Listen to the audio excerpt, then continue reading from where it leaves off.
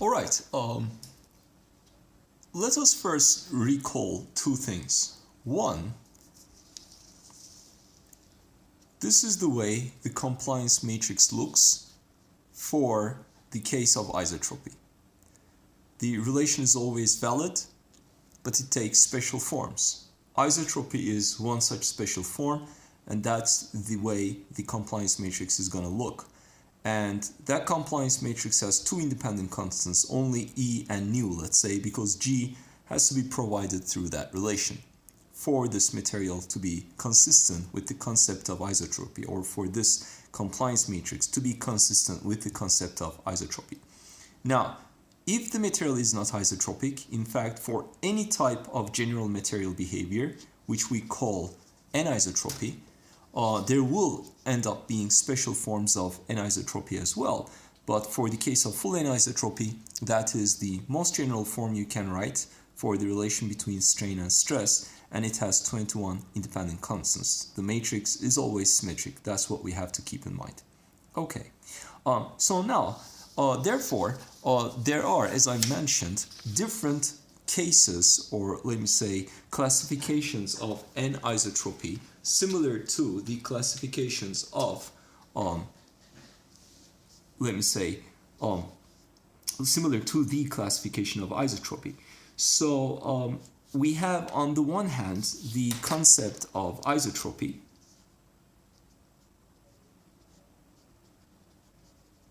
and on the other hand we have the case of let me say full anisotropy.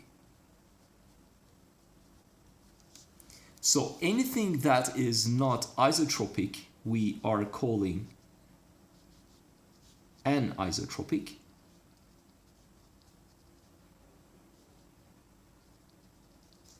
Okay, but we have a relation between stress and strain that is valid whether or not the material is isotropic, and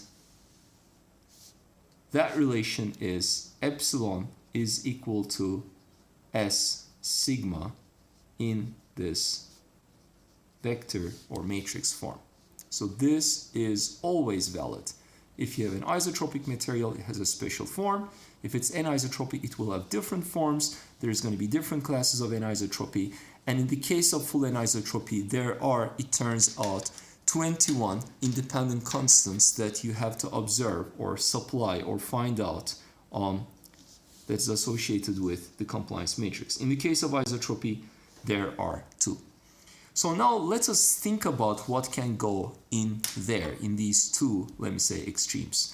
The first thing I will imagine is I give you a material and I tell you that this material has a compliance matrix that looks exactly like this, so it does appear to be of the form of an isotropic material for sure. And subsequently, I tell you the values of E and nu. And also the value of G as it appears in this matrix. So with that piece of information, eventually you'll be able to judge that the material is isotropic. In fact, let me do it in the following way. I will provide you, instead of E and nu directly, I will tell you the form of the compliance matrix, and the form, let's say, is going to look as follows.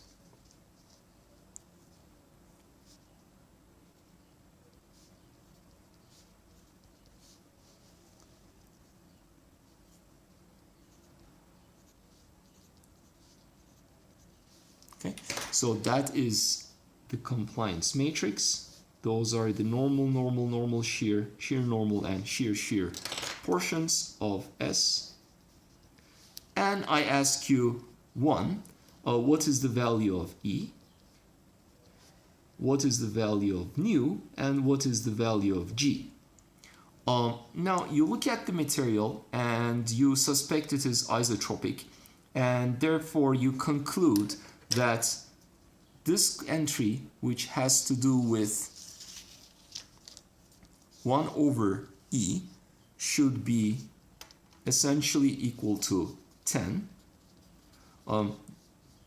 The second entry that's off diagonal is 0, so I'm not supplying with anything that's not supplied. It can be assumed as being 0. That's what I mean. And therefore, the Poisson ratio is supposed to be equal to 0. And the shear modulus has to do with this 1 over g entry. And therefore, I go ahead and conclude that 1 over g is 0.2, so this is 5. So this entry over here, it is 1 over e. So here there is a 0. Let me just write that. That is equal to nu minus nu over e. And that entry over here, it is 1 over g. Okay, good. So we know that that material is isotropic. Why? Its form, so this compliance matrix fits the form of an isotropic materials compliance matrix with the special choices nu equals 0, e equals 10, g equals 5. Right. So now, am I sure that this material is isotropic? Well, I need to go ahead and check a fundamental relation. The fact that it fits the form of a isotropic materials compliance matrix doesn't mean that it turns out, isotropic. And to ensure that it is isotropic, I need to additionally ensure that the material satisfies the fundamental requirement that only 2 of the constants are necessary to determine the third one. The third one should not be an independent value. So, and therefore, we have to satisfy presently that equality. And if this is 10 and nu is 0, g is indeed equal to 5. That's what is required. And this form, this value is consistent with that expression that or this value that I expect to have. And therefore, everything is in good shape. So now, suppose I had a compliance matrix such that the parameter, the values here, 0.2, they are modified. Only that value and nothing else. So S, let's say, is of the form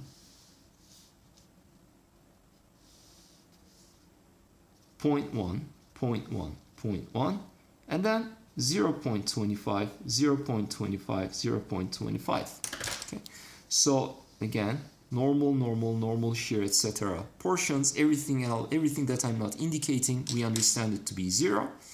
And you look at the structure, well, and then you say, well, this fits the form of a isotropic materials compliance matrix, and therefore I suspect that it is actually isotropic.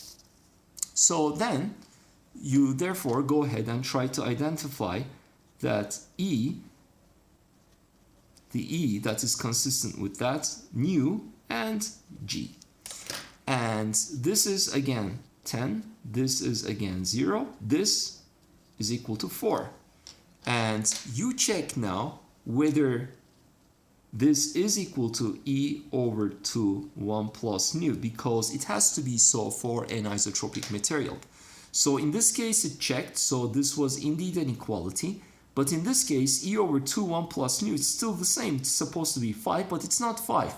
The experimental measurements indicate to us that it is supposed to be 4, right? Or it is equal to 4, whereas it's supposed to be 5. It is if it were consistent with the notion of isotropy. So in this case, we have a failure. There is no equality between the value of the shear modulus I expect and the value of the shear modulus which I observe from the experiment. So therefore, I cannot say that this material is isotropic. Indeed, this material is not isotropic, but it is called cubic. So the first material that we observe after the simplest case of isotropy is called a cubic material. A cubic material is one that displays a compliance matrix that has the exact form of the compliance matrix for a isotropic material, and hence that expression this relation is equivalent to the generalized Hooke's law, except that for an isotropy material, G is related to E and nu. It is not an independent parameter, whereas for a cubic material, it is an independent parameter. You don't have such a relation. It's an additional experimental parameter. And therefore, for a cubic material, there are 3 independent constants. Again, still the generalized Hooke's law is valid, but except that G is an independent parameter now. So that's a cubic material. Cubic material is observed, for instance, for metals with so-called cubic atomic crystal structure. That could be a face-centered cubic or body-centered cubic type single crystals that you will acquaint yourselves with in your chemistry material science class. So for instance, it could be iron, it could be another type of material again that has a cubic crystal structure, and those materials, it turns out, they are of the cubic form, and hence 3 independent constants are required to characterize them. So the full case of anisotropy requires 21 independent constants, and then you can ask yourself, well, isotropy is a case, and it turns out it's the simplest case. So in other words, it's the case where you have the smallest number of independent constants using which you can write the whole 36 or 21 independent components. So 21 in general, but there are many zeros for isotropy. Many of them are equal. Ultimately, only E and nu are, for instance, sufficient to determine everything else. So 2 independent constants. Next level of complication, 3 independent constants. Now, in this fashion, you might think that there will be 4, 5, 6, 7, 8, 9, etc. But it turns out it doesn't quite go that way. So the next level of complication, for instance, comes with a transversely isotropic material.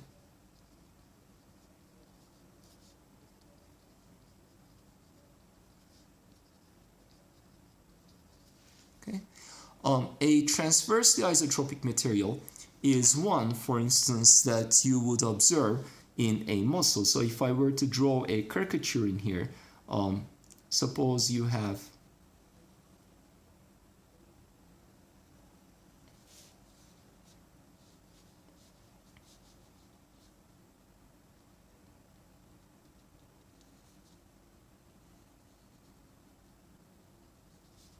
two bones, and what you'd like to do is you'd like to connect these to one another in a way that they can move. So that's exactly what the muscle does. You have muscle here, and the muscle connects one bone to another so that you can have motion. But the most muscle we know, it is not quite a